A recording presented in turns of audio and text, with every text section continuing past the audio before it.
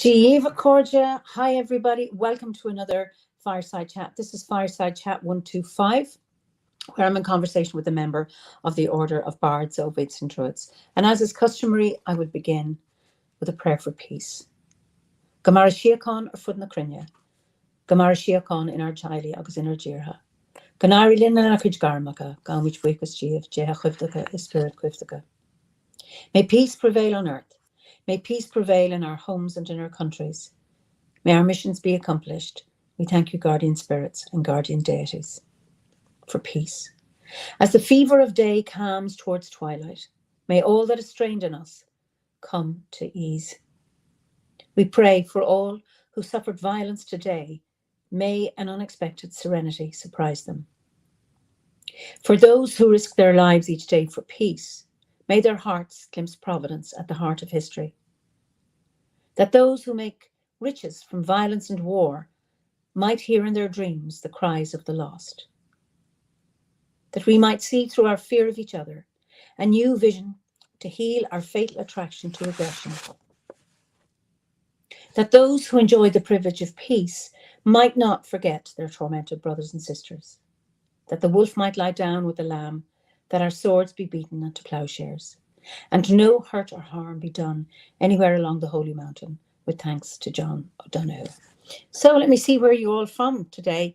Crouch End, Newcastle, Cheshire, UK, Ulster, Netherlands, Ballina, Killaloe, Southwest Wales, New York, Belgium, where else? Washington, West Cornwall, South London, West Yorkshire, Wyoming, the Land of the Dragon, wonderful, South Wales, beautiful, beautiful. It's lovely to see you all, and plenty from New York, busy London, Orkney, very good. It's far away. I was there, actually, was it this time last year, at the Orkney Storytelling Festival. It was wonderful. New Jersey, Scotland, Louisiana, Switzerland. Oh, Jens, how are you? Long time no see. Hertfordshire, Wexford, Worcestershire, North Carolina Mountains, Gloucestershire, Wexford. Did I say that? Wexford, Portugal. Wonderful to see you all. Anyway, it's interesting somebody's from Gloucester, because we are going to Gloucestershire tonight. We're going to Stroud, and I'd like to introduce my guest this evening is JJ Middleway. And JJ, you are so welcome.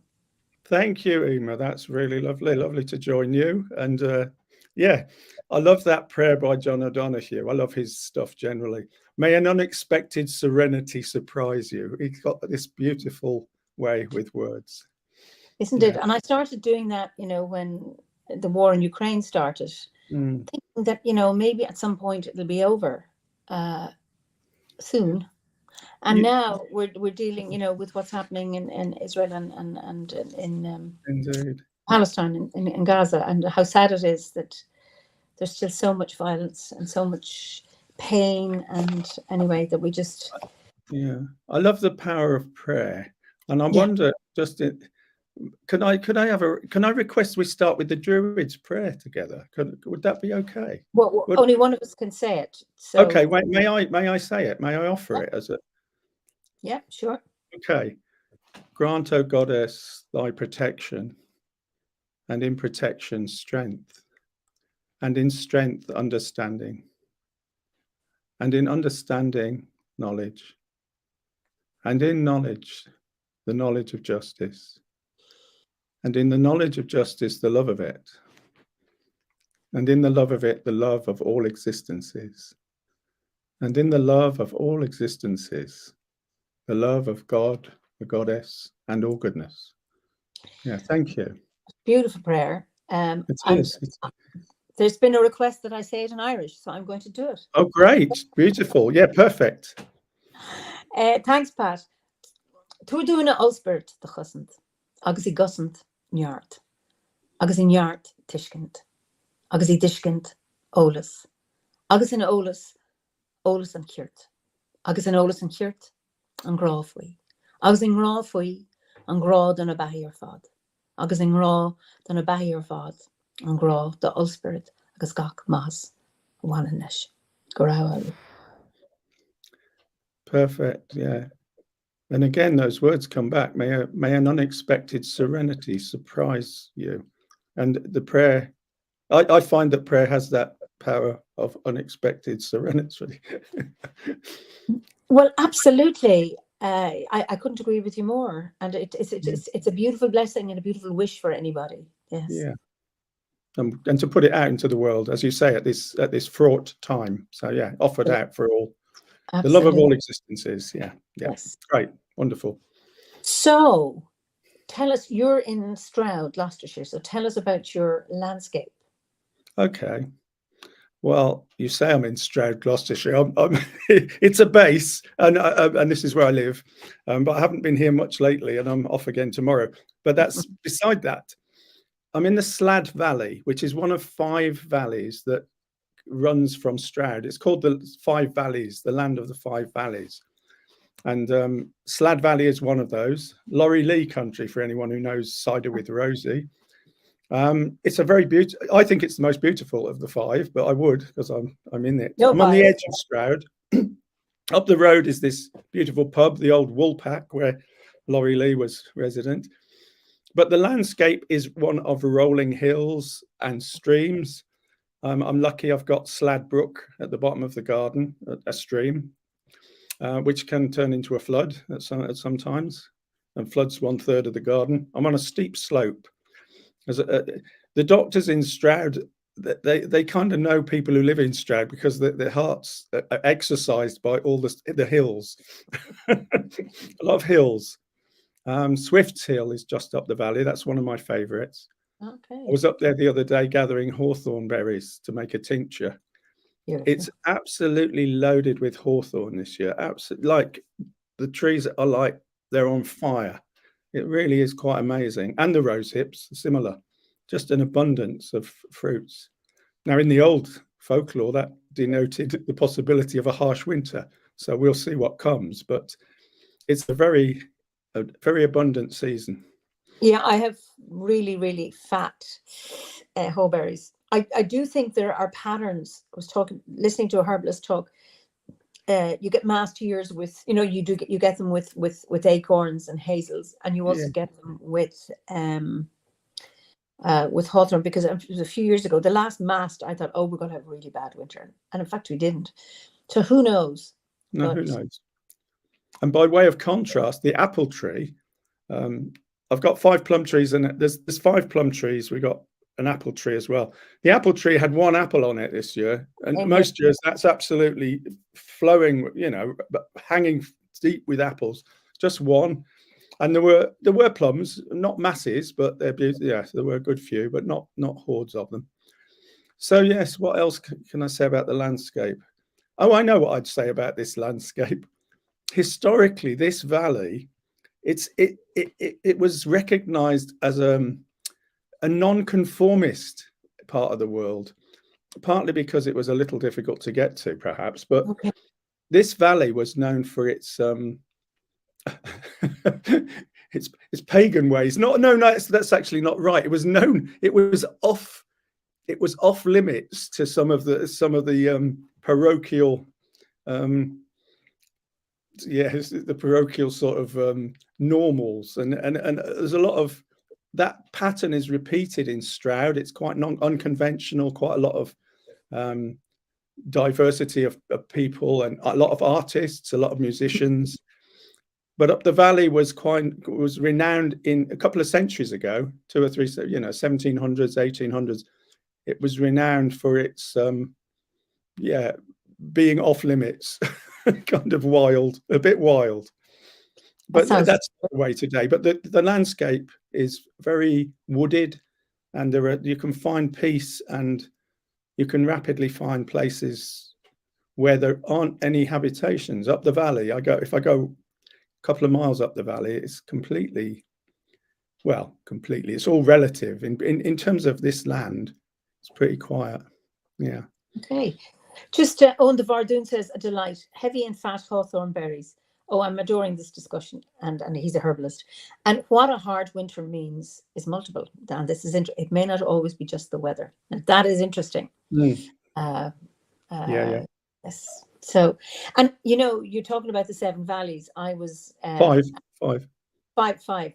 I was at the Glens Storytelling Festival in Antrim at the weekend, and they've 9 glens, and they're absolutely incredible. Just, and I went to visit in Glen Arif, one of the glens. Somebody took me to it to see a hawthorn ishkiach, a solitary with stones up, possibly on a barrow, and it was just absolutely magical because you're in a glen and it's you can almost touch the mountains outside. Just beautiful. So I'm just thinking of your 5 valleys. How well, you talked about my landscape, and that is my immediate landscape, but increasingly in later life especially, I found that my landscape is the whole of these islands. I mean, I've been over to Ireland several times, and Wales, I've just not long back. I was in Wales 2 weeks ago. I was in Northumberland in the north of England. Then I've been in Scotland in the borders.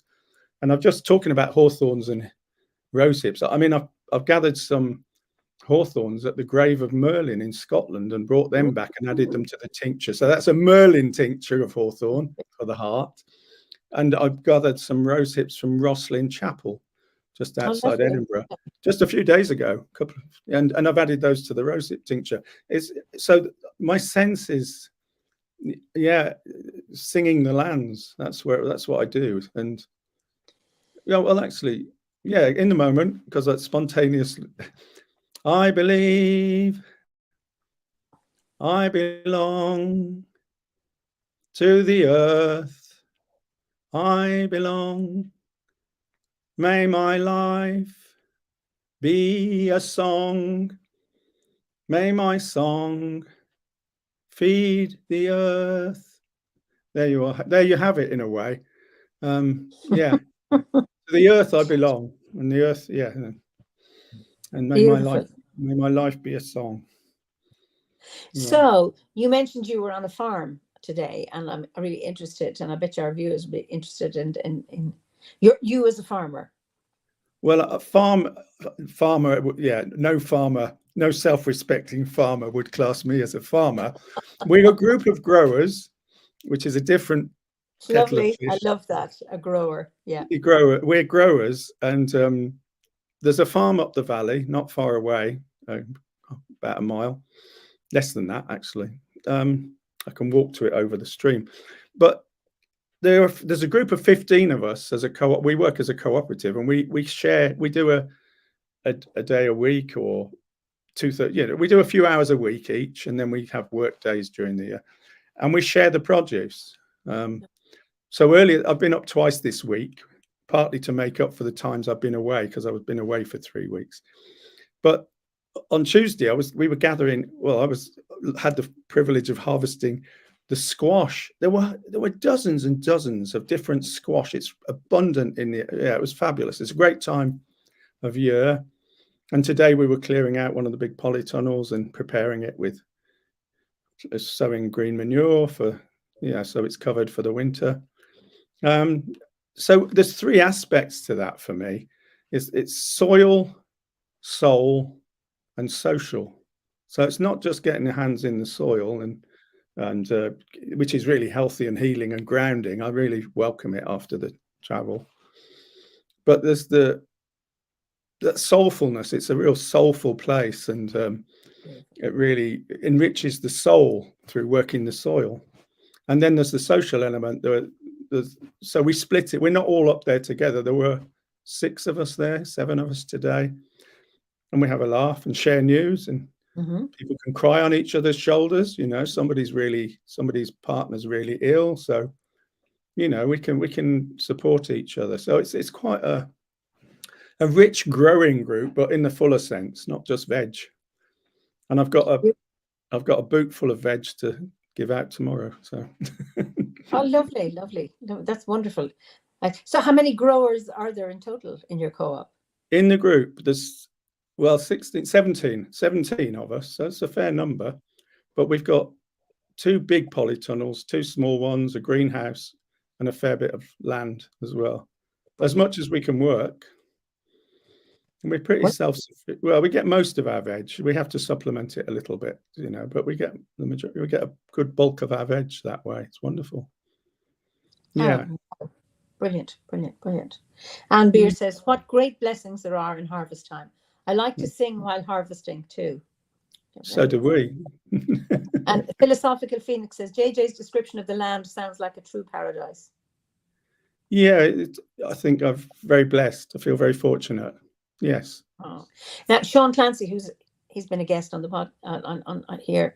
I'd love to know how you managed to get the growing group to come together. Would love to try something similar. So how did you do it?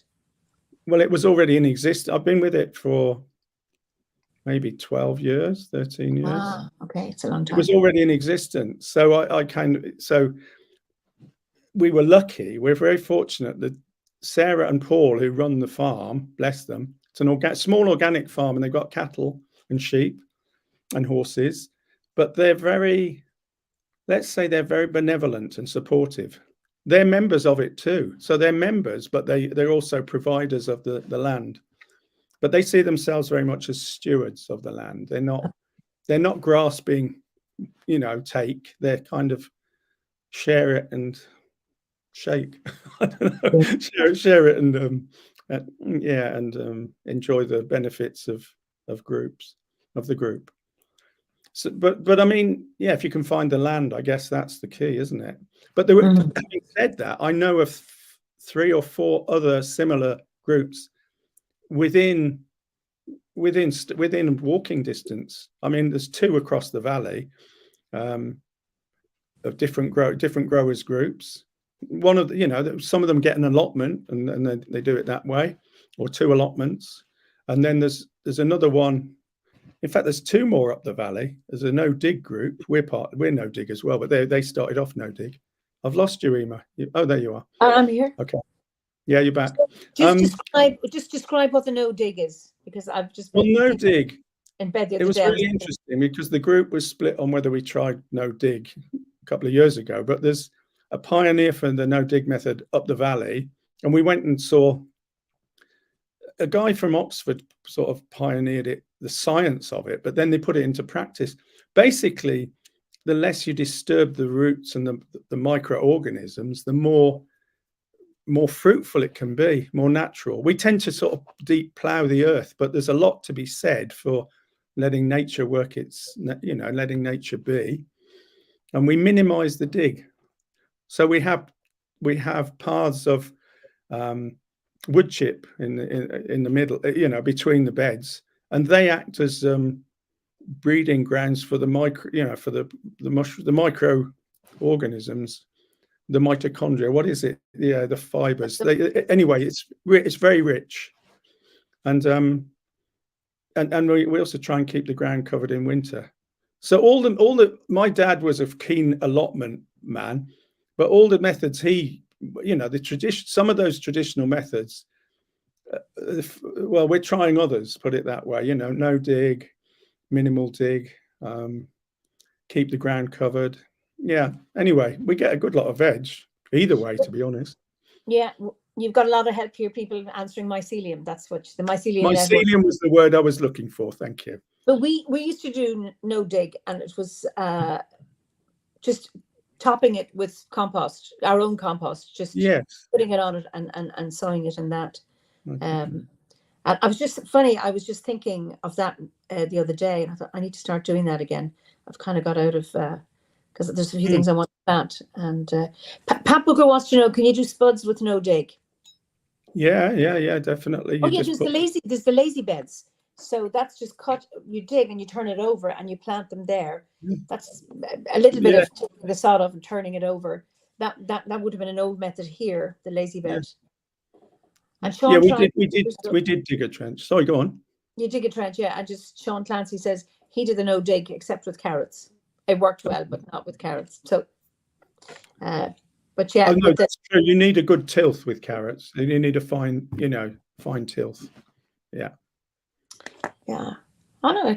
It's great to be almost self-sufficient in vegetables. I'm very impressed. But of course, the key. I mean, I have a tunnel here that I've offered it to people, and people say they take it and then they don't. Just because I can't manage it all myself, and you've seen it. Yes, it's lovely to have you know, a cooperative and people working together the land. That's not left to one person. Yeah. Well, it's too much. Actually, I'm lucky. I rent this place, but I've got a huge garden. Goes down to, you know, sort of, you wouldn't know from the street is fairly nondescript, ordinary. You come down loads of steps and the valley opens up like into Narnia, with all the trees and the stream. But I tried growing stuff here, but the deer come across the stream and they eat everything. So I love the deer, but I don't love the fact they demolish any harvest. Yeah, it's a pity, yes. And of course, they're like a bit like goats, aren't they? With the structure, what they can eat. Yeah, they can. So, you are a member of the Deoni Grove. I am. Yes, indeed. Have been for many years. So the Deoni Grove is based in Bristol, which is about 3/4 of an hour, 50 minutes south of where I live. I was fortunate to be in the very early days. I think there is a lovely story, and I don't think the others involved, I don't believe they'll mind me telling this story, because it's more common knowledge these days. So it was autumn equinox 1994, which is best part of 30 years ago. Another year and it will be. And I'd never been to an active, you know, group of druids meeting. I'd been following druidry, but not with others. So I found out from the office where there was local grove, and the nearest at the time was Bristol. So I arranged to go down, autumn equinox, and we went to celebrate. I showed up, and two other people, just like me, who had never been to such a gathering, they also showed up. They'd become lifelong friends. I'd never met them before. They'd never been to a druid grove, just like me. Who were those people? One of them was Adrian Rook, as good a friend as you'll get, and another dear and treasured friend, Ronald Hutton. Yeah. And we're very good and dear friends, and we'd never met each other. And so that's the Deoni. That's one aspect. The Deoni, it wasn't called Deoni then, it was called the Silurian Grove. Okay. Silurian was more South Wales, because it had started with 2 people from South Wales and 2 people from Bristol a couple of years before I joined. But it moved to Bristol and we adopted a new name. It nearly became Rosmerta Grove, but we opted for Deoni, which was the tribe of that area, the old pre-Roman tribe. It's very strong. I mean, it's now Ronald and Anna hold the space. They're amazing. They not just a ceremony, a celebration and a gathering for each of the 8-fold wheel of the year, but also a bardic, an ovate, and a druid grove in the middle of in between those. So that's a lot of space to hold. It's a lovely, it's a very, very lovely grove, and it's adapted and it changes. People come and go, and we're the old timers now. We weren't when we joined. We were quite, we're a lot younger. And I always associate you with Stanton Drew, and I've never been. And I just see photographs of you and Adrian or whatever at ceremonies, but I've never actually been there. Stanton Drew is very beautiful stone circle. I mean, it's one of the most beautiful. Access is difficult, which is one of the reasons, you know, you can't. Parking's a bit of a problem, but it's comparable. I think is it second largest to after Avebury in the country. Yeah. It's of that scale, and it's got a moon circle and a large circle. It was less known. It's becoming more known, but the Deoni Grove started holding. Some of the members of Deoni started holding ceremony there. I used to go some of the time, but couldn't go all the time. Adrian took it on, actually. Fair play to Adrian. Because it's his local. He lives pretty near, 10 minutes, quarter of an hour away. So there are ceremonies there on Yeah, four a year. Well, there's 8 a year, but 4 which Adrian coordinates, bless him, and which I'm often part of and supportive of and play a part. So that's, yeah, it's linked to Deoni, and it's a very beautiful stone circle. Francis Joy from Finland says, I was blessed to be initiated into both Bardic and Ovate grades in Deoni with JJ, Adrian and Ronald at the helm. I remember it well. It was a long time ago, Francis, but fond memories. And I want to thank you. You took me to an ancient yew tree near Bath, which always lives in my memory, which you knew of at that time, near Bath Eastern, I think. Anyway, you've been in Finland a long time, but still remember you and know you well. Oh, wonderful, wonderful. So, okay, so how did you find druidry, JJ? Or how did druidry find me? Oh, well, okay. How did you find each other? Going right, I mean, it goes right back.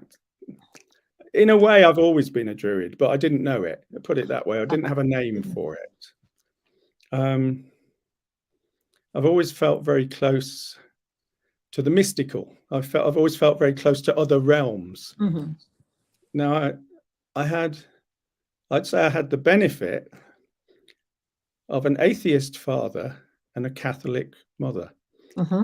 I say that because my dad was an out-and-out atheist, no holds barred atheist, and my mum was a no holds barred Catholic.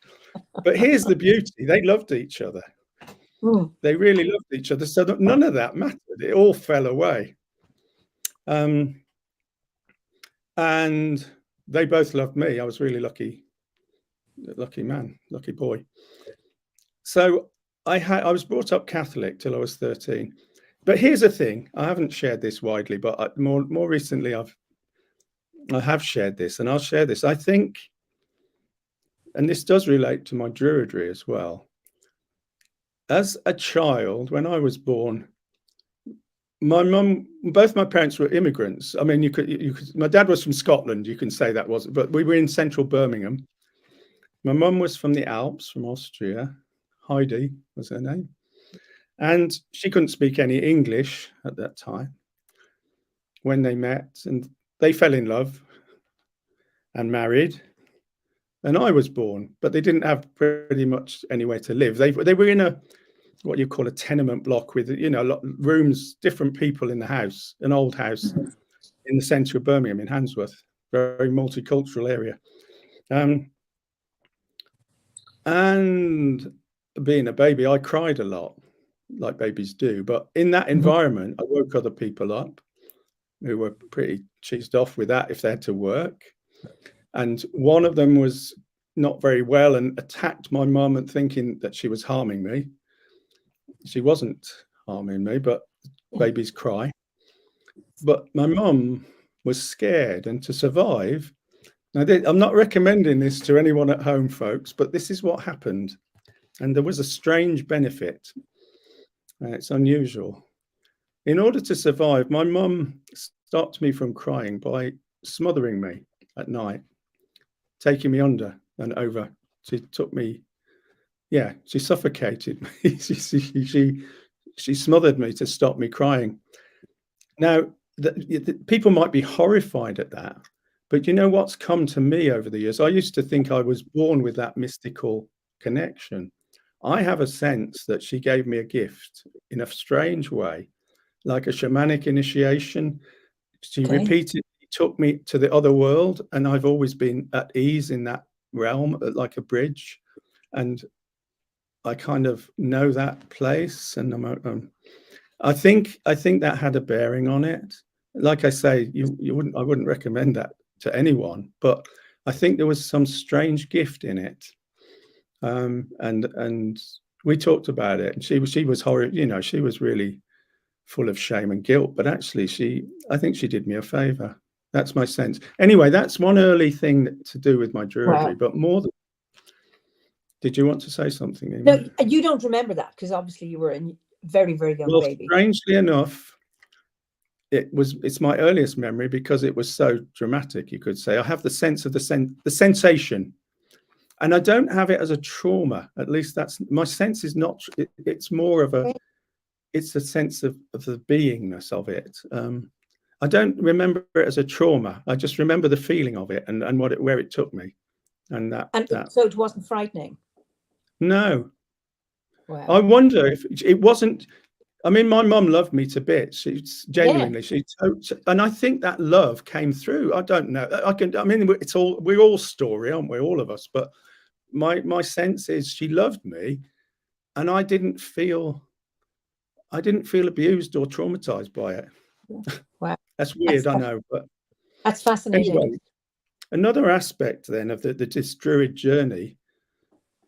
My dad was an atheist, and he used to slander the Catholic Church, and he couldn't stand that whole side of things. But here's the thing: he professed no belief, but he was, as I look back, he was a druid. I mean, he used to work in the earth, and blackbirds used to come and sit on his hand. I'm not joking. The blackbirds would be on his arm. That's a memory I have. He had a couple of blackbirds. They'd feed from his hand. And he was, he wouldn't accept that. He'd hate that term, and he'd hate anything that smacked of any faith, religion, or spirituality. That wasn't him at all.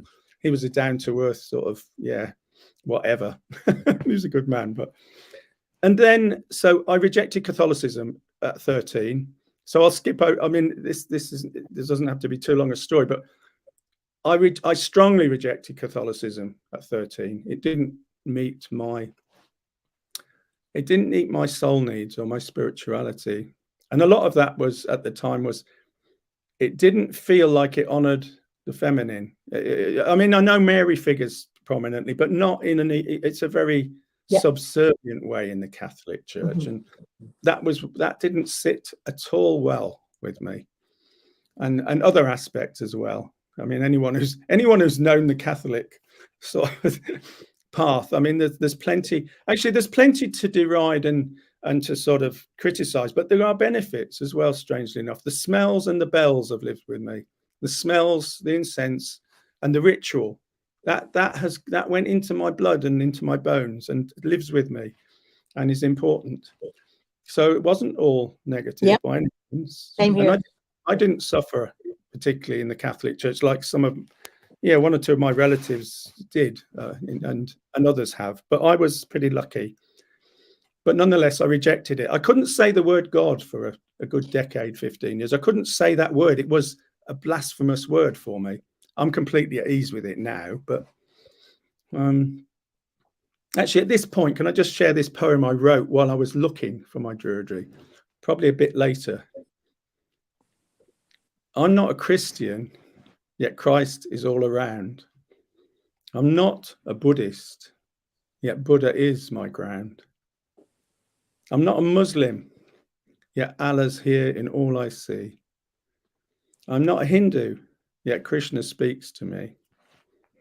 I'm not an atheist, yet nothingness counts too.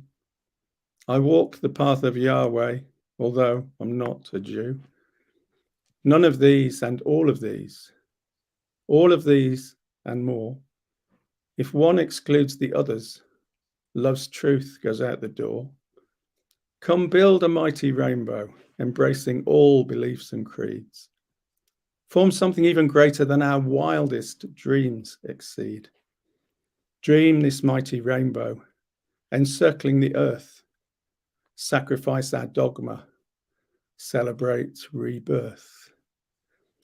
So I wrote that before I came to Obod, but that was an indication of where I was. Anyway, I went off into hippiedom, and I didn't see that at the time as a spirituality, but it does have, peace and love, man, all that. There's good aspects to all that. And as a teenager in early 20s, the hippie vibe resonated and still does with me.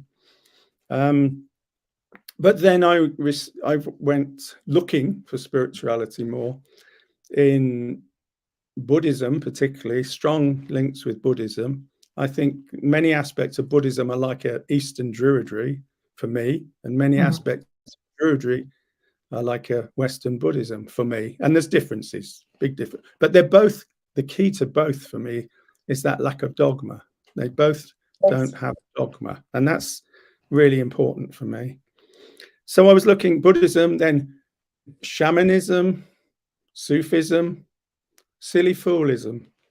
And I put that last one in because that's quite a key part of the journey, and quite prayerfulness and playfulness. What do we say in druidry? Reverence and mirth. Yes. If there isn't, each day in the living of it should be an act of discipline, punctuated essentially by acts of foolishness and pure playfulness. It's that balance. It's kind of, I think we need them. We need both of those.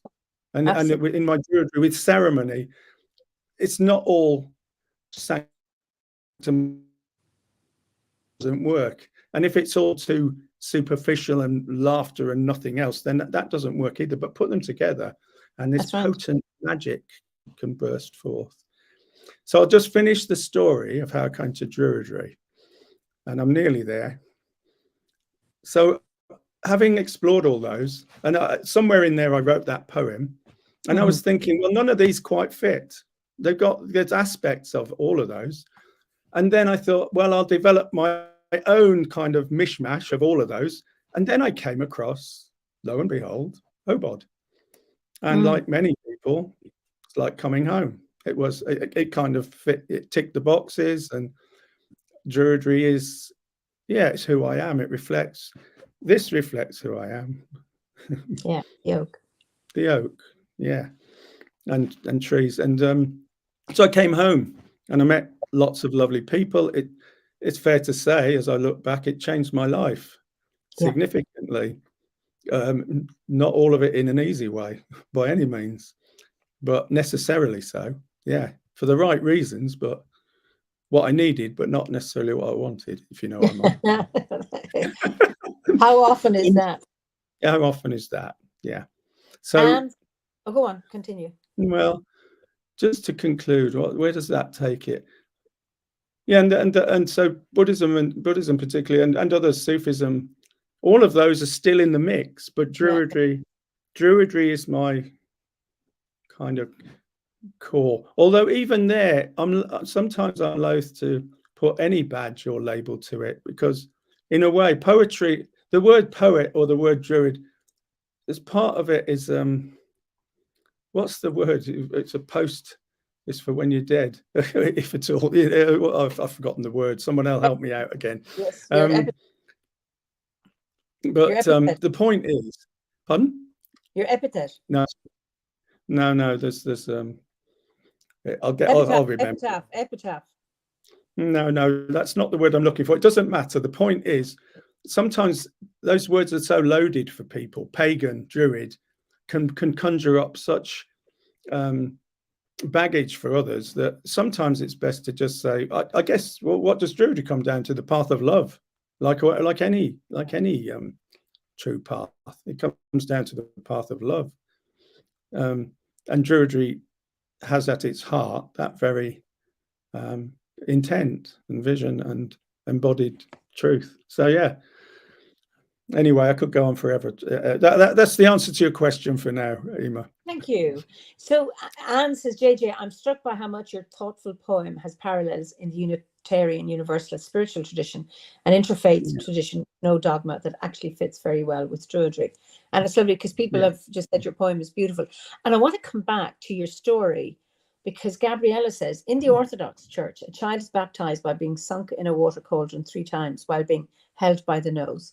It's controversial, yet as symbolism, it marks a disconnection from the past and a fresh start in this world. And it's really interesting. And then Philosophical says, wow, I have an eerily similar earliest memory of my mother nearly drowning me as a toddler. I passed out and still remember the dreams, which made me homesick for a place that wasn't real. So you're not alone in that experience. And I think that's really, really interesting. Homesick for a place that isn't real, and that, a disconnection from the past and start. I mean, that wasn't your mother's intention, but no. That And Sarah says, trauma is not what happens to you, it's what happens in you. And that is really interesting because, you know, we can all have the same experience and we react differently. Some are traumatized and some are not. Some are strengthened maybe. So it's just interesting. Yeah, it's fascinating. It's truly fascinating. And yeah, but who knows? But there's that sense of the other, that sense of otherness, that sense of the mystical, that seeing the oneness in everything. That art thou, tat tvam asi in Sanskrit, that art thou. It kind of brings that, it takes it from an idea into an embodied reality. That's my sense. Yeah. Okay. I mean, yeah. So how has druidry supported you then in your life? Well, I could say by taking away everything. But the opposite, by doing the opposite. I'm joking at one level, and there's truth in it. In one way, yes, it fully supports me, but it's done that in a funny way by stripping me of all that I thought I was, which is a pretty hairy ride at times. Here, okay, I'll draw on. This is an ancient poem that answers the question in a funny way. It might not resonate. Yeah, some people might wonder what I'm on about. This was written several hundred years ago. By you? No, not by me, but it could have been. This is the point. The true poetry resonates in a way that you think, yeah, I'd love to have written that, or it speaks to the same place. Whoever wrote it kind of went through similar territories. The stakes are high for real prayer. The stakes are high for real prayer. You must gamble yourself and be willing to lose. When you have done this, and the self shakes off what you believed yourself to be, then no prayer remains, only a sparkle in the eyes. Knower and known are one. If you penetrate the center of time and space, you can bypass the addictions of the world. You can become the world yourself. But in one line, what that doesn't really go into depth with, you shake off what you believed yourself to be, but that can take many years, and it can involve a whole host of difficult challenges, and here be dragon territory sort of thing. I mean, so druidry does support my life. I'll tell you how it supports my life. I turn to the trees. The trees. I mean, gosh, there's so much.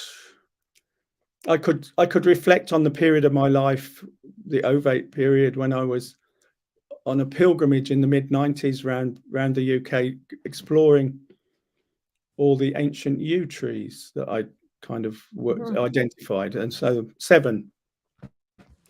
Lovely. And that really, well, that turned into more than a pilgrimage. That turned into a soul journey. This illustrate, maybe it does illustrate the point, because it's the really the difficult, but the beauty that comes out of that. So in 1997, I went back to my favorite yew tree. I'd been to a whole host of them. In fact, I've just come back from one of them in Fortingall, or near Fort. I was near Fortingall, but that wasn't the one I went to. I went to my favorite one in Wales, which was hollow, and which I'd established a really intimate relationship with by singing an Arwen in there. Actually, I sang 3 Arwens when I first went in, and this incredible, well, just a weird and wonderful resonance between the tree and I, as if the tree hadn't heard that for many hundreds or thousands. It was supposedly a 4,000-year-old tree, but even if it's only 2,000, that's a lot of years for a tree. Anyway, I went back to that tree, and I was at a difficult time in my life trying to explore. I didn't realize it fully. My soul took me there. My soul took me there, but it cost me dear in other ways in life, but not ultimately. Anyway, I went in the tree for 3 days and 3 nights without food and without water. It's another one I wouldn't recommend at home, but I was in the tree for 3 days, 72 hours, which seemed like many years in a funny way, because it's so long when there's no food, no interaction, and no punctuation of the day with a cup of tea or even a glass of water. So I was in the tree for 72 hours. And that was a journey in itself, but that wasn't the main learning. Although in the last 18, 20 hours, I was sort of, I had a bit feverish. I wasn't, I was in a different place. That's a better way of putting it. Mm-hmm. Not so much ill as just an unusual place. But I came out of the tree at the end of that time, and I'd remembered that down the lane, there was a spring. And I walked down the lane to the spring, cupped my hands, and obviously, no water for all that time. And this was the magical revelation. As I drank that water, it was like drinking the fruit of life, the ambrosia of life, the nectar of life. It was like drinking liquid diamonds. It was alive. It's just the most precious, beautiful thing going. Water, just water from a spring water. And it kind of, it brought me, I just can remember that sense and that whole incredible awakening to the power of water through not having had it. And so that was the you. Where was I? The power, the teachings of trees. So the oak is where, and the hawthorn is very much where I am now as well. But the oak, take the oak for example. I'm much older these days. I'm in my eldership in a way at this stage, or in an oldership at least, older days. Eldership is a different business or different quality, but I'd like to believe that when I die, I will have given myself away like an oak tree does each year, sowing its seed and shedding its acorns without thought of loss, without any thought of loss, because it's not a loss, it's like adding to future life. I'm quoting somebody who wrote these words, but it's the tree's way of being, firmly rooted and spilling out its treasures on the wind. Well, the oak tree is the most fascinating tree because it sheds so many gifts in its life. It completely gives itself away. There we're back. Yeah. I lost connection for 2 seconds. I'm back. It hosts, I think, 512 species. I mean, it doesn't matter. It's just relative, as opposed to a conifer, something like 11 or 12. So, and the oak thrives by giving itself away. And I think that's the Druid key to life. Give oneself away. Mudita, the Sanskrit word. Your joy is my joy. That's a great. I mean, it's a lovely way to live a life. I'd recommend it highly. Mudita, your joy is my joy. It's true. When you're happy, if you're happy, it's like resonance. It's like that figure of 8, the infinity thing. In creating joy, it comes back, and then it's like waves of reciprocal joy. And with joy, everything becomes holy. It's true. It's true. Pat says, I'm remembering the lyrics from Oak off the Spell Songs album. 300 years to grow, 300 years alive, 300 years to die, 900 years alive. JJ, you have a while to go yet. That's from Pat Booker. Yeah. Oh, yeah. If I'm planted beneath the tree.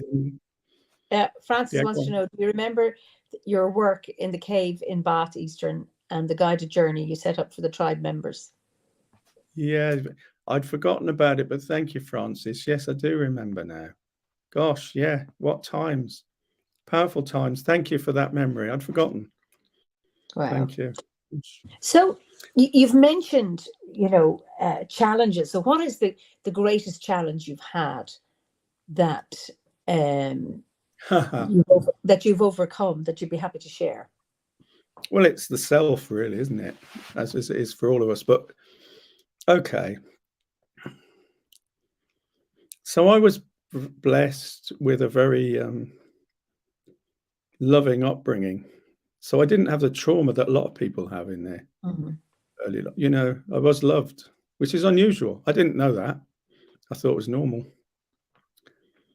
And I kind of had to contrive my own initiation to, which involves loss, I think, or at least a leavening or a leveling or a tempering of the ego and the self in some way.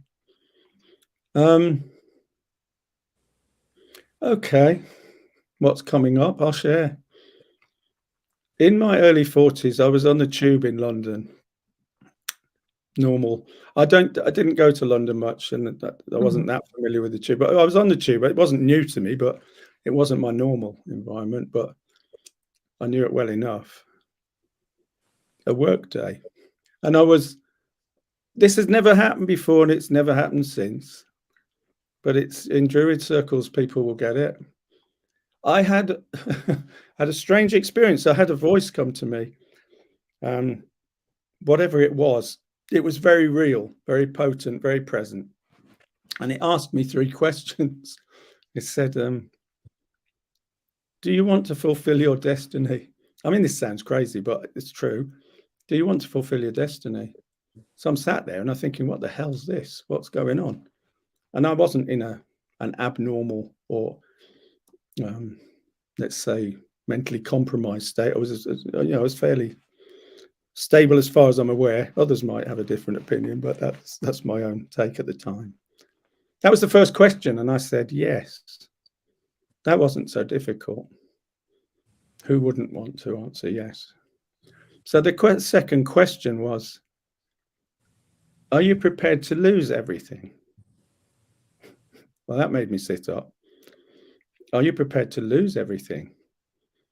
I hesitated at that one, and I said, yes. Third question. And I'm sitting amongst in a crowded train, and there's people standing around as well. And the third question made me cry.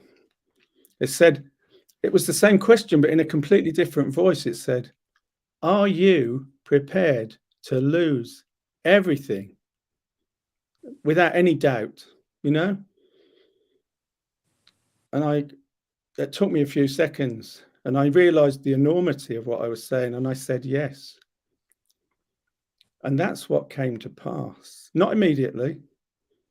That is what came to pass. And it's too long. I can give you the gist of the story. That would be interesting, because what was everything? I mean, you don't have to. Yeah. Well, obviously, yeah. Obviously, in reality, I didn't lose everything, because for one, I'm still here, and I've still got beautiful children in my life and beautiful people. But it felt like that it did. Yes, it felt like that. What happened over several years? I call it the maiden mother crone time. So this is 12 to 15 to 20 years ago. I think, yes, if we start, actually it started with the episode in the yew tree. So that's longer ago, but it came to a head 10 years later. I lost, well, of my 4 children, but one daughter went out to, she was looking for her spiritual side. She was quite a rational person, actually. She was a scientist. She was a zoologist, but she determined that she wanted to explore more of the spirituality. Her words were, Dad, I want to look at more of the territory. Well, she didn't use these words, more of the sort of thing you get involved in. She realized that was a different side of life. And so she took herself off. Well, she jumped in the deep end. I told her to learn to swim before she jumped in the deep end. But you can't, a parent can't stop the children learning the lessons they need to learn, even though it's painful as hell to watch or experience. Anyway, she went out, she did a Vipassana retreat here in the UK for 2 weeks. even that, I've never done that. It's too severe for me. I don't find the need to go. The meditation for me is fairly accessible, and it's not. It doesn't have to be a penance. Yeah. But I don't need to go into that territory to know that place. I think that comes back to the early childhood thing. So she went to Nepal, to the birthplace of Buddha, to Lumbini, to a monastery. And the long and the short of it, and it's a long tale, not for now. I should write a book about it. But she spent 2 months in silent retreat, and it blew her mind, literally. And some people say, oh, that's a lot of people, oh, that's a shamanic awakening. Well, it can be, and you can go mad as well. Yeah. She's okay. Where are we? 12 years later, she's in a secure mental institution. That wasn't the end. I mean, that was the start of a journey, because I went out to look for her. Yeah. Heartbreaking. Yeah, it was heartbreaking. I went. She got a message through in a moment of lucidity in amongst it all. She said, "Dad," I mean, this sounds good. I was living in a yurt in the woods, because I'll come to the other bit of what I lost to take me there. She said, "Dad, can you contact the British Embassy in Kathmandu?" I went into the library twice a week to get messages, and this was there from my daughter. Can I go into the library? Can I go to contact the British Embassy in Kathmandu and tell them that she's trying to make it over there from a remoter part of Nepal? Well, something in me responded, and I did, and it started a whole odyssey. I ended up. It's a long story, but I ended up going out there to try and find her. And she'd left the monastery and was in a, let's say, a critical state, but she'd given everything away. She was in that, yeah, she gave everything away and was found, because the embassy had put the word out and they helped me get out there and find my way over there. Couple of people at a hostel, these brothers found her and they took her in. And then she tried to commit suicide with a blunt razor and was in hospital out there. Well, the hospitals out there are pretty basic. Yeah, I mean, it's a hole with another hole in it for the window, and mosquitoes galore, and just a pit. But that didn't matter. What I found was a daughter I didn't recognize anymore. It wasn't her. And that was the start of a whole journey to get back. But that wasn't the end of it. She went the next year. We did all we could, the mum and I, to sort of try and pull her through. And I mean everything. In the end, there comes a point where you just have to hand it over. And she ended up in hospital and then acquitted herself and went off to India the next year with an American boyfriend. And she was okay for a while, and then she took herself off the meds and she ended up in hospital. And that was it. And I had to go out. Well, I didn't have to. I chose to go out and find her again. And that was a long story. We all ended up in hospital. I wasn't ill, but we were all in a room out there in the southernmost point of India. And she wasn't, I got her back. And then I told her that I couldn't do that again. I can't do that again. So I guess this is where it comes to the deep loss. Yes. Because she did go somewhere else again, to a place called La Gomera, an island with a lot of caves. And I got a phone call from someone I hadn't met. I can remember his name. Isn't that interesting? Lee. He said, I'm a social worker by day in my day job in Bristol, but I'm out here traveling for a year. And I'm in a cave with a girl called Katie. And you're her father, I believe. And she's in a bad way, but I think I can help her. He couldn't in the end. She had to get back another way. But I said to her, I can't. She was begging me to go and help her. And I said, I can't come out. I said, I can't do it. I couldn't do it. Because I was at the end of my, as Jeff would put it, the guy from Canada, at the end of my rope. He got to the end of his rope. And she said, and I sang her a song. And she said, she basically said, you're not likely to probably see me again. And I said, if so be. And I was crying profusely. And hung up. Well, no, and we hung up on each other, and then not in a bad way, just completion. Yeah. She did get back, but let me be honest, and her mother and I both, in many, many ways, it would have been far easier if she had died. You know, it's like a continuous death. I mean, Yes. I am totally okay with it now, but for years, it broke me to smithereens. I'm completely okay because what it comes to is radical acceptance. I mean, radical acceptance, total. And that's just, so that was the maiden. Do you want to hear the mother and the crone? Absolutely. Yes. I mean, that's only a touch. There's so much more in all that, but you get the sense that that was a break. Yeah, I was being, completely broken open. And a mother, good God, her mother went through. Yeah. Just because there's a cosmic smile in this story. I was on a druid camp, and Katie, my daughter, she wasn't in hospital. This was after when she came back from India, I think. Her mother and I were trying to balance and hold her. We didn't want her in hospital if it was at all possible not to.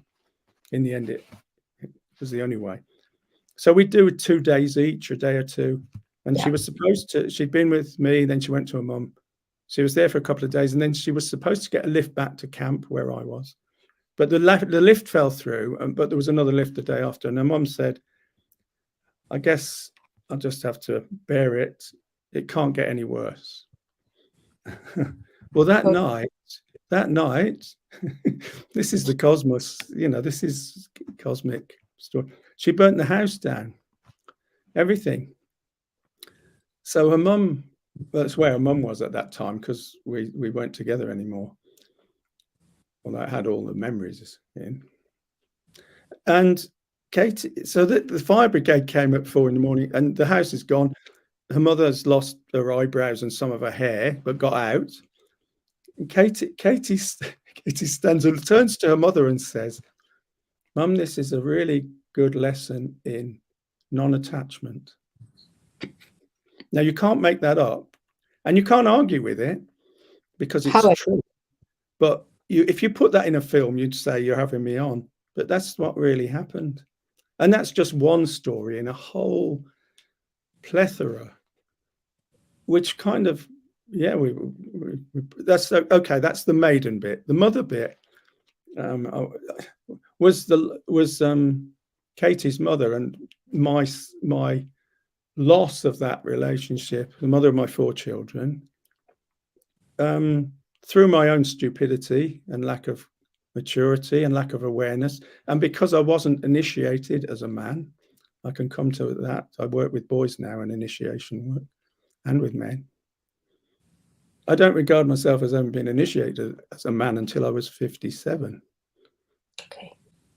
Which says, and that's more than most men in our culture. Anyway, that completely did for me. That was the worst thing. I was living in a yurt. Briefly, I went out to Patagonia for 6 months. I volunteered to run a project and ended up as, 77 youngsters and 33 staff. The youngsters were 18 to 25. The staff were 25 to 35. And I ended up through some weird happening. I ended up as deputy expedition leader, and that was the most demanding role on the expedition. And it took me, I needed it though, because it took me completely out of myself. I had to give everything I was to that in Patagonia that asked absolutely everything of me. But the point was, then I came back and everything had gone. My relation, my marriage, my home. It felt like my kids, although they hadn't.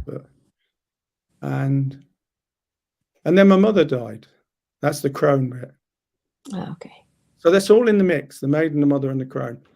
It kind of conspired to completely shatter me into 1,000 fragments. I compared it to, if you put a jagged rock at the bottom of a waterfall, and you have waterfall on it for 1,000 years, it smooths it, rounds it like a pebble. And that's the tears I cried in that time were like an ocean, or like, well, yeah, it felt like an ocean. It's and these are exaggerations, but they're symbolic. So I lived in a yurt in the woods for a few years, 4.5 years. Well, I lived in there for 3 years, and I was partly in the yurt for the rest of it, and partly on a boat, and partly in a van. Liminal space, sort of fallen out of the norm, completely out of the norm. And at the end, okay, I'm trying to sort of just make this coherent in a brief. So at the end of that period, which was, it's really interesting. I have it as 7.25 years. Okay. I mean, I'm that precise on it because I remember when I came out and I thought, gosh, that's 7. It's just over 7 years, and I worked it out. 7.25 years of being in the deep pit, where the forging took place, where the tempering took place, where I was smashed into fullness. That's a weird thing to say. It's like a sword. A sword is forged by being smashed, plunged in water, in the fire, back out, smashed in the water, in the fire. That's kind of alchemical. And just, because it's important. I begged to die in that time. I actually begged to die. And I did try to once. I mean, anyway, the point is, at the end of it, here's the thing. Here's the thing that makes it all worthwhile. So at the end of that period, which is now probably a decade or more ago, I wrote a very simple poem, which kind of sums up what happened, where I was at the end of that. I have relinquished. I now accept. I am surrendered without regret. I'm blown wide open. I'm stripped quite bare. I stand in silence, beyond despair. Reduced to nothing, I have it all. Forsake illusion, embrace the fall. So it kind of says it all in a way. That's very, very powerful. John King, I'm sure you know him, 14 years ago. Yeah, I had an experience that completely broke me down, similar to you, JJ. But looking back, I see it as an opportunity to become who I am. And I think when any of us have those broken or breaking down experience, it's a gift to be able to recognize it, that it is an opportunity to become who you are. There are some who don't, some who rage and fight against it. Yeah. And others can say, actually, there's such learning in this. This is actually a gift. Yeah. And I think they're the blessed ones who can find the gift in that. Yeah. Well, in a funny way, it comes out of the pain. I think I used to keep bees just before that. For 13 years, I kept bees when the kids were young. And when that process was starting of the dissolution of my life, this old beekeeper showed me, he said, because bees die when they sting humans normally, because the thickness of our skin. Wasps don't, but bees do, because they leave their guts. They fly off and they leave their guts. He said, doesn't have to be like that. Watch. And he got a bee to sting him in his thumb. And he was sort of grimacing as it pumped its venom, the toxin into his thumb. You could see it doing it. He said, watch what happens if you can stick with it. And the bee did a spiral walk, unwound its sting, and flew off. And what that told me at the time was, if I can bear to stay with it, which was the truth of then the bee can live. I mean, this is all, it's druidry, it's story. It's my, I made some meaning out of what was happening. But what I found was the paradox is, in that pain, the trick is to open the heart everything wants to close down and kill it. That's why alcohol, drugs, whatever, anything to take it away. And I felt that acutely too, but something in me also recognized and ultimately stuck with the bee sting, to let it happen and let it unfold and let the pain, and it kind of, it softens. It's a real softening in the end. It's incredibly painful, hard, and the heart kind of breaks into itself and it becomes a mellow, tender, loving, simple self. Yeah, a different self, not the big self. Anyway, it's a beautiful teaching for the bees, because I've heard that story before, and I heard it from Chris Parks, and you gave him. He got it from me. He got it from me. And that's right. He did. He acknowledged it, and that he tried it. Now I haven't harvested any honey because I have bees. I tend to leave my bees alone. So he was telling me the next time, just wear no gloves and try it.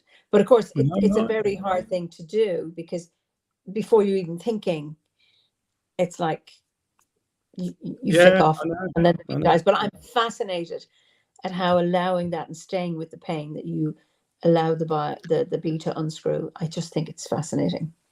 And that was the other thing. My bees all died around that time, and then my beekeeping fell away. But I had all the gear, and Chris and I were both living in the Willows then, and I gave him all my old gear, and that was him starting his beekeeping. And he's become, I mean, he's really an adept. Yeah. He's a real adept. He's embraced it and developed it. It's wonderful. But it's lovely. And we formed, in that time when we formed the Bee Grove. and we, the two of us, and we walked over to Dragon Hill at night during a lunar eclipse, which was a long way. I couldn't do it now, I don't think. Anyway, and that was the initiation of the Bee Grove in the Willows. So yes, where does that to you? Philosophical Phoenix says, it gives me chills how much I relate to several aspects of JJ's story. Hitting rock bottom and then digging deeper is quite familiar to me too, and the resulting Phoenix experience also formative. Julia Foyle says, you'll never know how much I needed to hear these words of wisdom learned from the beekeeper. Yeah. And Gabriella says, don't try it. Life is hard enough. Let's not deliberately look for pain. No, it's not deliberately looking, Gabriella. No, it's not deliberately. It's not looking for it. It's that when you work with it, they'll sting you through your gloves anyway. No, you don't look for it. That's masochism. No, you're not looking for it, but you know it's part of when you open a hive. And if you disturb a bee now my bees tend to be friendly, but you never know.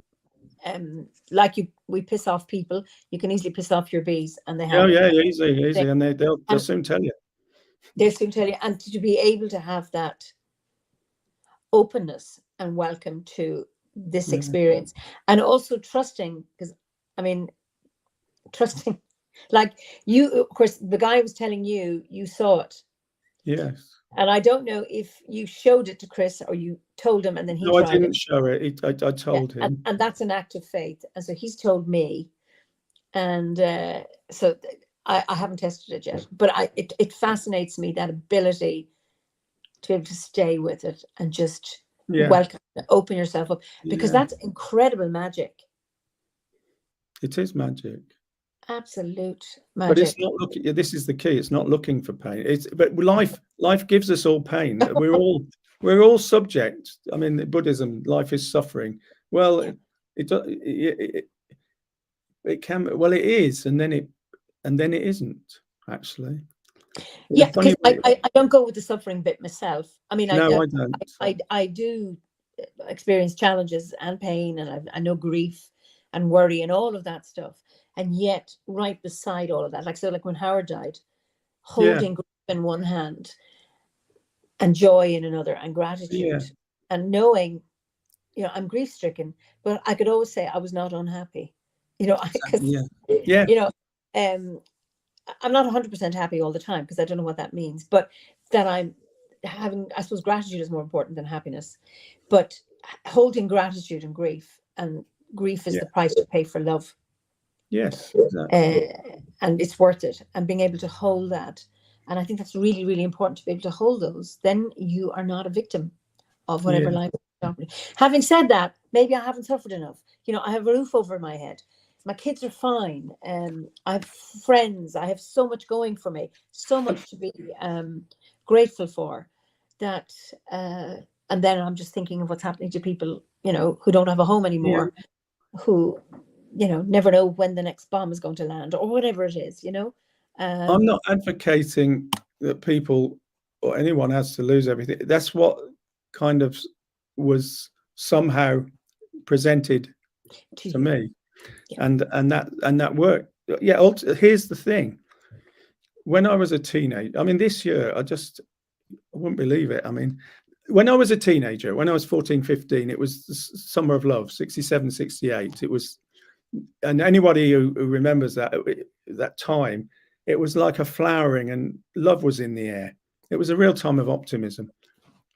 And that was when I was coming into life in my adolescence. And here I am at the other end of my life towards senescence or whatever the word. and it's like the bookend. It's like my life through all that, and that's really through all, my life has flowered. My life, I mean, this year in particular, this year is my older age equivalent of that summer of, and it's not about, it's just living life and being blessed. So many synchronicities, so many blessings, so much magic, so many gifts, and able to gift, gifting and being gifted in that lovely resonance. And just for today, because it can all change just like that, and I'm well aware of that, I don't take any of it for granted. But this year and right now, life is incredibly rich and generous, but in a very simple way, in one way. It's not, and it's through that sort of that gradual tempering process which broke my heart open to itself in a way. And so I can only say from this place in my life, I look on it and I think, what a rich life. But yeah, and song and story and ritual, ceremony, story, all these things are really key. And for a magical life, it feels like it's a magical life, and a druidic life as well, in a way. But yeah. Do you have any regrets? Well, do you know what? That poem says it. I don't. Yeah. What did the poem say? Without regret. I wrote it. Do you know why? Because everything that's happened that I might regret has had some gift in it in a strange way. Well, also I've chosen. I mean, what is this? Is it my illusion or is it my story? That's how it feels. All that's been gifted, all the stuff that I could regret, actually I look on it and it's made me who I am, and it's given me gifts of learning, often tortuously, or you know what I mean. Yes. So do I have any regrets? Honestly,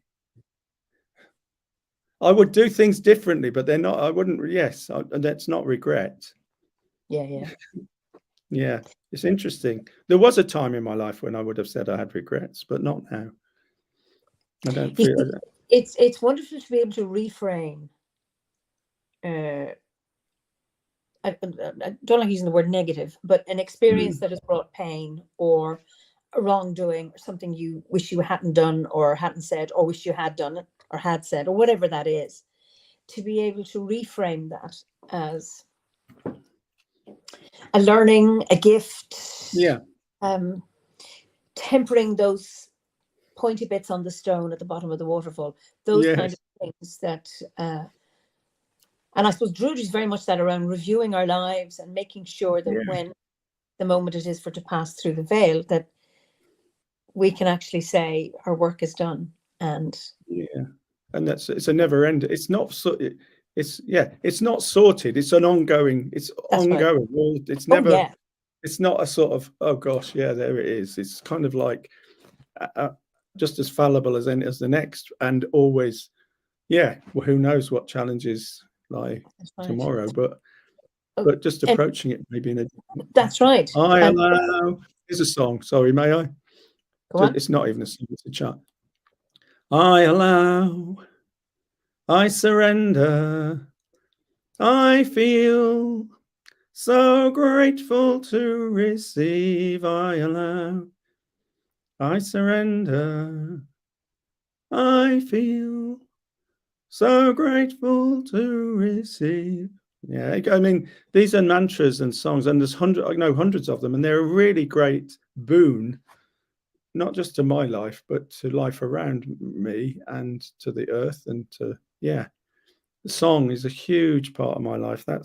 Maybe that's part of what druidry has helped enable. Yeah, it's beautiful. Because the bardic, it's such a key building block for all that follows. For any real spirituality, it's really interesting. It's those bardic creativity within us all. Yeah, it's the foundation. Yeah, absolutely. Yeah. Gabrielle has a question. I don't know if this is an indiscreet question. When the voice asked about losing everything, did you feel ready? Did it feel it was a choice? When you were on the tube. Yeah, it was a choice. Okay. It was a choice. Did I feel ready? I wouldn't have answered yes if I didn't, I suppose. I didn't feel ready, but once I'd answered yes, I knew, I kind of knew I was, maybe. Yeah. Yeah. Maybe, who knows? And Philippa says, being grateful changes everything for the better. Anita says, I feel that too. I lost everything in awful circumstances. But due to this, I've gone on to meet wonderful people I would otherwise never have known. You see, we don't know what or who is around the corner, either experience, be it a challenging one or all of that, and what we can gain from it. Life is one big mystery.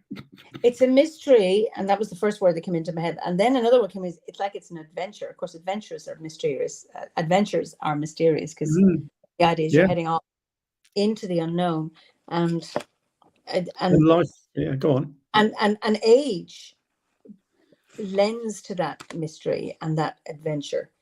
That it does. I just love being the age I am. Yeah, me too. And it's so reassuring being a hag. Well, yeah, and yeah, for me too, an old fart. Because I am, and we all, but there's something about, that being at this age, it feels a gift. I'm enjoying it. Here's where I am. My mission, my aim, my charm of making, as I would call it, is to inspire as I expire. That's what I'm about, to inspire as I expire. Very good, very good.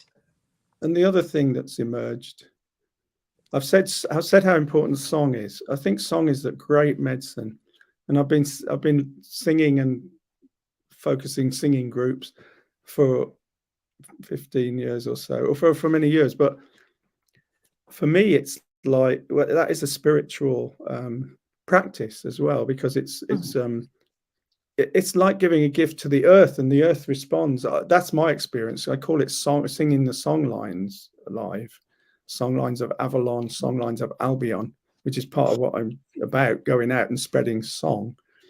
And it kind of, it's a medicine. If I don't do it, I notice the benefits when I do, and I love singing. It's a great boon, and to others, well, sometimes. Beautiful. So I know you have a song that you would like to sing. Do you want to do that at the very end, or do you want to do it now? Well, it could be at the end, but you've brought it up, so let's do it now. Okay. There's all manner of strands to my life, which are fascinating and interesting, but there isn't time here.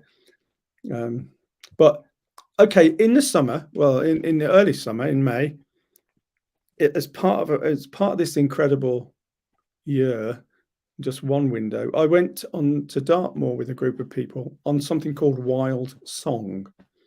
Okay. what we did, we all wrote a song, or more than one. We wrote songs in this beautiful rewilding landscape. Next to it, you know, we camped out. So I slept under the stars by a wild stream and went in every morning. Loads of bluebells, the tail end of the bluebells, but it was a lovely time and rich and beautiful. Nightjars, beavers. There were beavers in that valley, and they really re-energized the whole landscape. Anyway, we all wrote a song. This one, there was an invitation from the person or persons running it. What would the divine say to you at this point in your life? What's the message that would come through? And interestingly, in relation to what I've just been speaking, what came through was that although I felt alone in those dark times, I see now that I wasn't. That's an interesting addition to the say that again. Although in the depths of my despair, I felt completely abandoned, alone, and sort of the nadir and the sort of chasm. But I look back and I see that despite it all, as you'll hear in the song, that wasn't the case. And then it developed. So it starts off with that kind of message from the cosmos to me, and then it develops into a response from me, and then it becomes a love song for the universe. And it speaks to, interestingly, it speaks to what we've been speaking about, and it's a love song. Lovely. See what you make of it. See if I can remember it. I know you, and I love you, and now you know it too. I've been right at your shoulder when troubles swirled and blew. I've been one with your heartbeat, and now you're one with mine. Though days seem cold and desperate, I love you all the time. I love you all the time. I love you all the time. I love you, yes, I love you, yes. I love you all the time. I love you all the time. I love you all the time. I love you, yes, I love you, yes. I love you all the time. I've been there, and I'll be there. Whatever comes to pass, I'll hold you tight as bowstring and gentle as the grass. I'll bless you without speaking, hold you without hands, see you without looking. I know you'll understand. For I don't need the glamour, I don't need the name. What sings within my heartstrings is the product of the pain. Yes, I don't need the glamour, I don't need the name. What sings within my heartstrings is the product of the pain. And though this song sounds simple, touches deep within, I know that to be whole again, I'll gamble all I've been, of fully being human, of being fully broke, of plunging to the darkest depths to reimagine hope. I love you all the time. I love you all the time. I love you, yes, I love you, yes, I love you all the time. I love you all the time. I love you all the time. I love you, yes, I love you, yes, I love you all the time. I love you when you're smiling. I love you when you're sad. I love you when you're half asleep. I love you when you're mad. I love you when you're sorted. I love you when you're lost. I love you when you're sailing high. I'll love at any cost. So when you're bruised and battered, or lost your way in time, know that though your heart gets broken, that's the reason it's sublime. I love you all the time. I love you all the time. I love you, yes, I love you. I love you all the time. I know you, and I love you. Now you know it too. I've been right at your shoulder when trouble swirled and blew. I've been one with your heartbeat, and now you're one with mine. Though days seem cold and desperate, I love you all the time. I love you all the time. I love you all the time. I love you, yes, I love you, yes. I love you all the time. I love you all the time. I love you all the time. I love you, yes. I love you, yes. I love you all the time. Wow. Kind of says it all in a way. It sums up what we talked about. And Yes. that came out of somewhere this year, and it reflects where I'm at with it all. Well, lots of response. Beautiful, a song from the heart. Beautiful song. Your love shines bright. Beautiful. That is exquisitely beautiful. Thank you, JJ. You're an inspiration. So powerful. Just beautiful. Yeah. So yeah. So in a weird way, it all comes together and makes sense. And at least for today. And tomorrow it might not, but it does for today. And yeah. Drew Devella says, and we love you all the time too. And David Jones wants to know, do you know of the Aaron Moore, the Celtic great song, also called The Great Melody of Life? Not sure I do. I might, but I can't place it right this moment. Thank you, share the story. I don't know. I mean, I don't know if it's one song. I might know it in a different. Aaron Moore was it's that song of the earth that it's. Yeah, I know some Gaelic songs and some Gaelic prayers, which, yeah, they speak deeply to me. You're talking about the Scots Gaelic, yeah. Sorry? You're talking about Scots Gaelic? So I'm talking Scots Gaelic, yeah. My dad was Scots as well. He wasn't from the Western Isles, but there's something in that language, in the Scots Gaelic, and I believe in the Irish too, which is much more than a functional language. There's a poetic sort of and a spiritual dimension. Like the word fon, I think in Gaelic means not just a song, but it's a way of being and a play and a relationship with the earth. It's all these different levels, and it's like Sanskrit as well. It's got this multi-dimensional. It's a poetry. It's a language of love. Yeah, it's probably why we're in a mess if we're not. Yeah, we got one word for love, and Sanskrit has 92 or something. Who knows? Anyway, yeah. In We've Grow is love in Irish, but we have many endearments, many words for you are my love. Either you are, you're the pulse of my heart. All sorts of words to mean as an endearment, which is very rich. Yeah, I love the Irish language. Yeah, it's got that. Yeah, different dimensions to it. Lovely ways of expressing. I'll tell you what I loved when I was in Ireland. I mean, I'm not sure if it's true now. You're driving along and it says in the road slow, and then you go around the corner, it says slower. Yeah, I mean, there's all sorts of things like that, little quirks. Smiley, yeah, make me they bring a smile to your heart. So, given, because we're coming to the end of our time now, but sure. Given the world as it is, one concern you have about the world at the moment? One concern. Yeah, we have. I'll tell you, and it relates to druidry.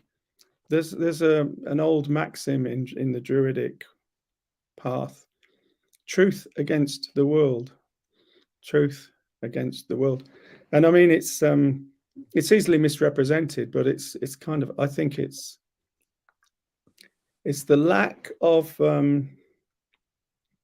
willingness to allow voices to shed light on potential truths. the way I see it is, I'm going to draw here's my old trusty staff at this point, Lancelot, lovely, Right. beautiful. Yeah. Anyway, so at the center of this, if we have around us a circle of, let's for the sake of this sort of imagination, a circle of true elders or wisdom keepers or whatever, or even not, it can be any circle. And we go around and we let everyone have the talking stick or whatever and speak their truth.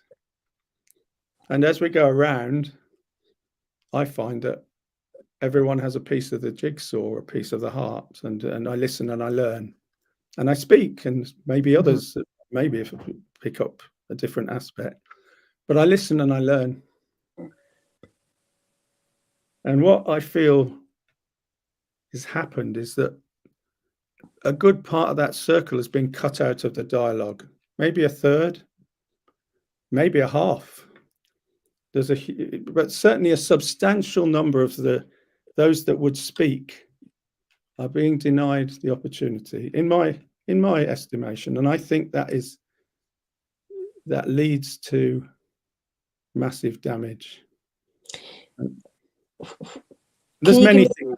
Can you give me a context for that? So are you talking about in world generally, or are you talking about within druidry? No, I'm talking about it in the world generally. Oh, in the world. I'm talking about it in the culture we live in now. There's what did Hannah Arendt say? She said, if you live in a culture where something can't be spoken of, you're already living in a tyranny. Yes. And absolutely. I believe that to be where we are. Yeah. And somewhere in there, love gets lost, which is why I choose that. I could choose any number of sort of issues, but that's one that kind of comes to the core for me, because love and truth are finally matched somewhere in there for me somehow. So yeah, that's one. I could have answered it any number of ways, but that's what came up for me. Yeah. It strikes me as sad that there is that lack of willingness to hear opinions that differ to your own. Yeah.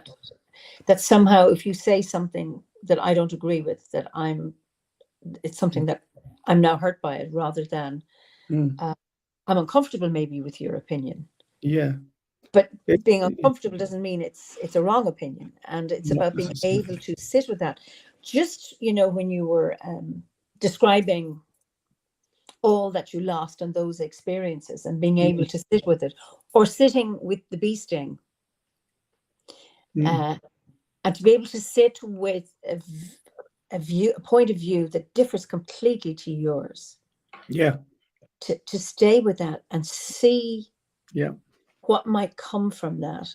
That's not easy, because there's so much outrage, and I'm offended by whatever, that to be able to sit with that and see what can come from it. It's not the same as tolerating it and taking, I'm not talking about accepting abuse. I'm not talking about that. But no. Somebody expresses a view that you don't agree with or makes you uncomfortable, to sit with it and see what might come from that for yourself. And I know that's challenging, because I think if we can sit with that, we are less likely to be reactive, and less likely to act out against others. But also, we're not churning up ourselves, because we can, with our outrage, we can just wind that around and like have a volcano within us. It's about being able to hear that and sit with it and see what can come from it. And it's also, when it's in circle, it comes into some sort of balance. Sort of, some outlier might actually yield some deep insight. Some outlier might be pure madness. But put it in the mix, and the circle can come to its own. That's right. Overview. Whereas take those out, and I lose the ability to express the whole or to honor the whole. Anyway, that's because if you were doing a brainstorming session, they say throw everything, whatever crazy idea, everything goes up on the flip chart. You just put it into the pot, and it's about allowing that and seeing what gem can come from this crazy mix of. And it's Dan says, unfortunately, most conversations originate from a position of I want to win rather than listening to what is being said. The conversation is picked apart and weaponized from the start instead of listening from a place of understanding and kinship. And I think that is really, really important when you're talking about in a listening circle, that it's coming from a place of understanding, or if there is an understanding, a desire to understand and a desire for kinship. I mean, I come from a family where we were always arguing. I don't know what family doesn't. So it's like arguments happen and they knock us out of complacency. They make us really uncomfortable. It can really, really piss us off. But for that desire to understand, and I think unless we do that, we're going to constantly always be offended and therefore attack or feeling victimized. And that's an awful place to be coming from. It's a really painful place, a really hard place. So to being able to see the gift in whatever it is. Yeah. So in the moment, here's a brief chant comes up. Teach me how to listen. Teach me how to be. Teach me how to walk upon the earth. Oh, my heart is here. Oh, my heart is here. Oh, my heart is here to heal. Yeah, that's it. It's nice. So it's good when you sing that repeatedly for over a period of time. But teach me how to listen. Teach me how to be. Teach me how to walk upon the earth. Yeah, it's relating that discussion. What we shared to druidry and to something deeper. What gives you hope? What gives me hope? Most things these days. Strangely, why have I said most things? That's a kind of bizarre answer. It gives me hope that hope exists. What gives me hope? The fact that love can never die, not ultimately, for one. That there is magic, that there is virtue, going back to the quest for virtue. Yeah, there's always a challenge in virtue. What gives me hope? The power of the human spirit, and more than that, the resilience of the natural world left to itself to recover, to heal. What gives me hope? Coming together in circle, singing, song, ritual, story, ceremony, prayer. Any number of things, but you get the idea. I do. That is beautiful. So thank you. And so much of what you've said tonight in our conversation has resonated with me, and certainly with our viewers. My final question is, what is your favorite season and what is your favorite ceremony to mark the wheel of the year? Well, we're on the verge of Samhain, so it's got to be where I am in the moment. Samhain's really, it's full moon coming up, isn't it? Full moon. I was out earlier just singing to the moon, and it's coinciding pretty much with Samhain. I do love Samhain. I love honouring the ancestors, and I think that's something as a society and as a culture we've neglected at our cost. So I do love that. Truly, I love that. I'm off to Wildways and the Druid camp with for Samhain. For Samhain, and that's one of. Yeah, I really love that. The depth of it. And then I really love winter solstice and that stillness and the quietude right in the depths of the darkness and the rebirth. Yeah, that moment of the birth of the sun again. I love Imbolc with Bridget. Absolutely love that whole thing.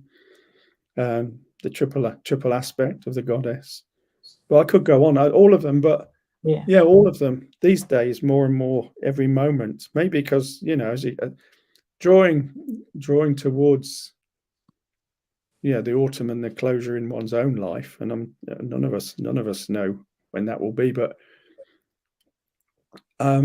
appreciating each of those ceremonies and seasons, because there won't be that many of them.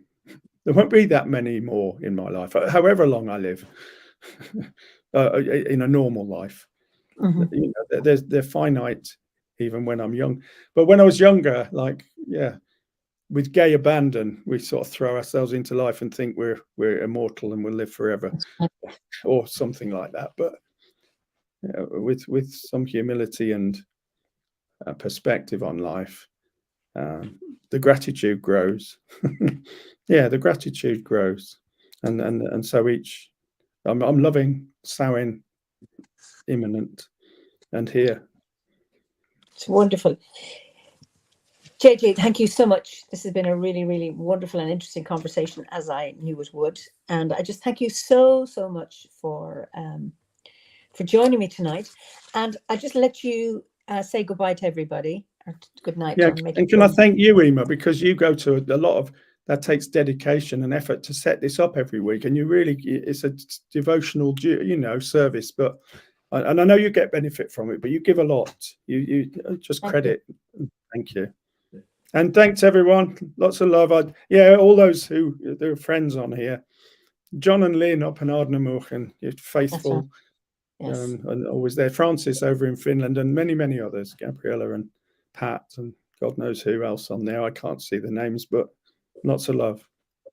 Anyway, I'll let you go back and we can look at when I've gone off air, we can look at the comments. Okay, so I'll let you say good night, and then I'll thank you. Good night to everybody then.